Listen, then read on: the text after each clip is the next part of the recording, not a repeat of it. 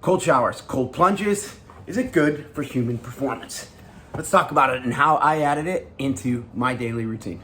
So right now I'm headed to the gym, and there are 2 times that I do my cold showers. It's part of my routine, post-gym or first thing in the morning. Now I don't have a cold plunge, I only have a cold shower, so I either have to do it at home or at the gym. There is evidence and research that supports doing cold showers post-workout actually decreases protein synthesis, therefore less muscle growth, therefore less fat burn. However, there is evidence that cold temperatures post-gym also bring down inflammation and improve recovery. So choose your poison, I guess. First learned about it from Wim Hof. They call him the king of cold.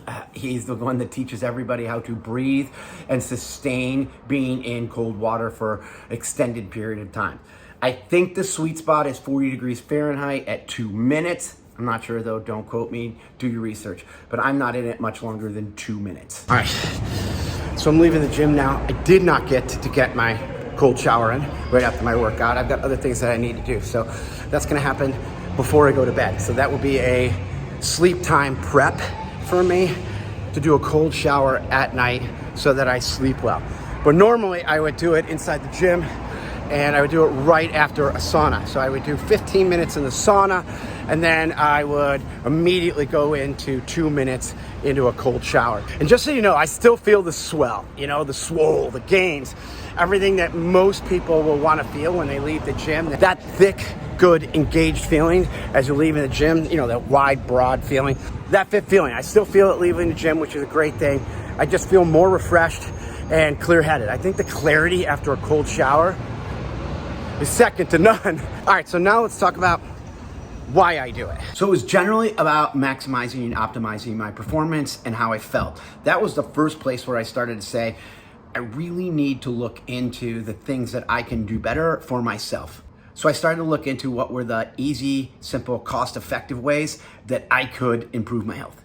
It was a time and place where I just wanted to optimize and maximize my health, and I started to look at the cost-effective ways that I'd be able to do that. Basically, I started to look at my own health and where I was at and what I felt was up to standard. I was in a place where I was kind of moody. I was concerned about my mental health, but I wasn't sure about it. I wasn't bad, I wasn't great.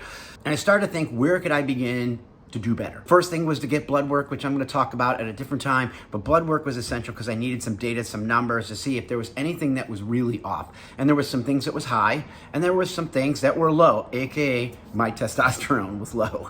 And I thought about, do I really want to take some sort of TRT, HRT, some hormone therapy? And I was like, let's try to see if we can bring that testosterone up in a cost-effective way that didn't involve any type of injectable. Cold shower, cold plunge was one of those things that was low risk, cost effective, that had some research behind it that it could bring up testosterone. So that's where it first started. Testosterone and me being moody and then not getting the sleep that I wanted, because that was the other thing I wanted to do, maximize my sleep. And cold plunge, cold shower was something that fit into all of those at once. Without going into all the details, I can tell you this, I got blood work done 6 months later, and the things that I was doing along with the cold showers, my testosterone was higher, my mood was better, and I was sleeping better at night. And I attribute that to working out into the evening and then doing a cold shower right after workouts with the sauna just put me in a relaxed, better state. So when it came time to go to bed, I went to bed and I slept. The other benefits of a cold shower and cold plunging when done effectively, I don't know what correctly really is, but effectively are improved circulation, an increase in production of white blood cells, which enhances immunity response. There's some research that shows that it increases metabolism by activating brown fat, which burns calories and generates heat. The obvious, the reduction of inflammation and muscle soreness. There are also studies that it increases your endorphins, which control your happiness. So that was a bonus. Increased skin and hair health. I mean, I had it and then I cut it all off. And finally, an increased level of alertness. I mean, going into something cold, you're gonna have more energy.